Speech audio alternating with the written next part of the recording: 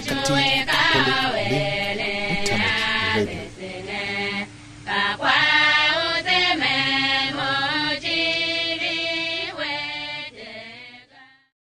Alo na so yana na kula tindi yam so yam keke inde senya ni na ya kwa sisi vane Loho Dedoo Station Radio so Tiv Catholic Link ne ya ka Adua Uterataa Ishiegh na ngba wasana na sem kane manya Reverend Fada Melaba na se kene ne to ngwa ana so ne chi Kentite Mawan Manchian Jijingi. Amen. Gracia to wasi Yesu Kristo mando shima ondo. Mamlumom uchia jingi belu avengben. Angbanev badon moshima ken Kristo. Nia ka Adua wasi Uterataa Ishiegh ka Adua shunu masijime chi masi yen kusu shayangi Pentecost jene. Ken aka orun asulungwan ken yangi nyanchi gawan sekwase se badondon ba Kristo chi silune yo papera batesin do shuma man shima ilele hen angbane vasi man sume kukwa wan wasiyo kam tindi uchia jingi u Yesu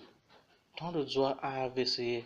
una vatini se mila shienu una vakondo shatena una kendi se choga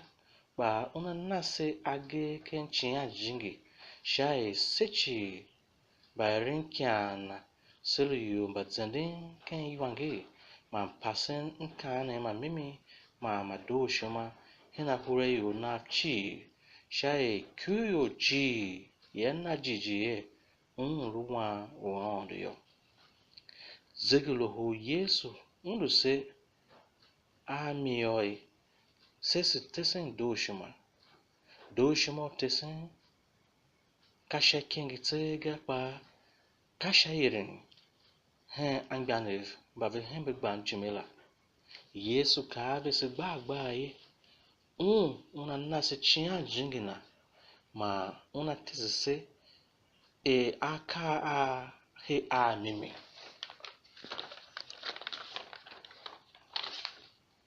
kanyi ilu aka a he a Yesu Kristo aso utesense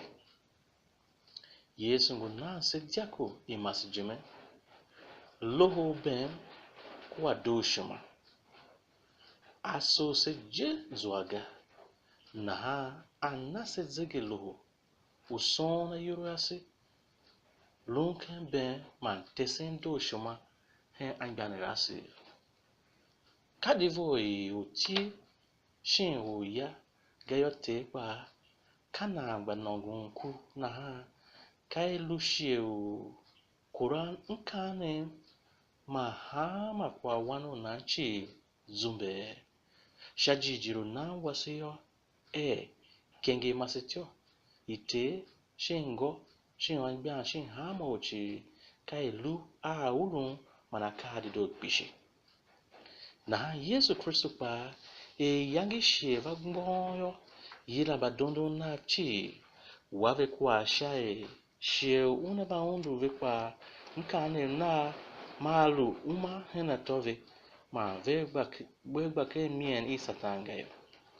alu esechi se donde kyan Yesu Kristo shamimi ma sha timbuzwa tsegayo sechi se zwa amtsira umo tsoron kweje bahalu se yem zende shamimi gayo mimije ben mandoshma mamlumom chi ve banse o mache walu chia na ondo kwa doshma tesenyo biaola na nguken mulote kweje ba anti unalu amban odoshma shin bem gayo ondo te pa una tondo jeneve na kera na hingi fiese kana hama Yesu Kristo atondozo abesiye una tindise achia jingina uvaumbu ahure yo na chi egbenda o mimi u veita ma ve zua uma utoronye do shuma shunyo kayo ihanya manulun ashin shuma shikoron ayo asita sha uvan aben mamzeheme hene towu akura yo asi ma jijiru na hene odote wasipa usohon Kristo ma ango shamimi kadzige yiwa je zuaga do shuma kuwa hembe tuga ve wasa mishe abem hena vese anu semba yo balun abem yo do shuma wasi una tanyondo una nase lugugu serugugu mo seru sansa se hingimba yemba ondo bahayonya shachu angane wase pa